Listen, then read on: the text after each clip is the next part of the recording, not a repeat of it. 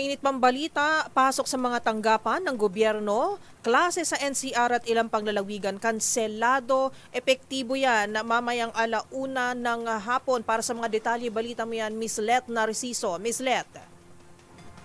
Karayan, bunsod nga ng patuloy na mga pag-ulang dulot ng habagat, kanselado na ang pasok sa mga tanggapan ng gobyerno at klase sa lahat ng antas sa Metro Manila, Cavite, Rizal, Batangas, Laguna, Bulacan, Pampanga, Zambales at Bataan, epektibo alauna ngayong tanghali. Batay ito sa inilabas na Memorandum Circular Number 88 ng Malacanang na pirmado ni Executive Secretary Lucas Bersamin. Binibigyang diin naman sa memorandum na tuloy pa rin ang serbisyo ng mga ahensyang may kinalaman sa disaster and emergency response. Ipinaubaya rin ng palasyo sa mga pamunuan ng mga pribadong kumpanya ang pagpapasya kung magsususpende rin ng pasok sa kanilang mga empleyado. Para sa MBC TV Network News, ito si Let Narciso, una sa Pilipinas, una sa Pilipino. Maraming salamat, Miss Let Narciso.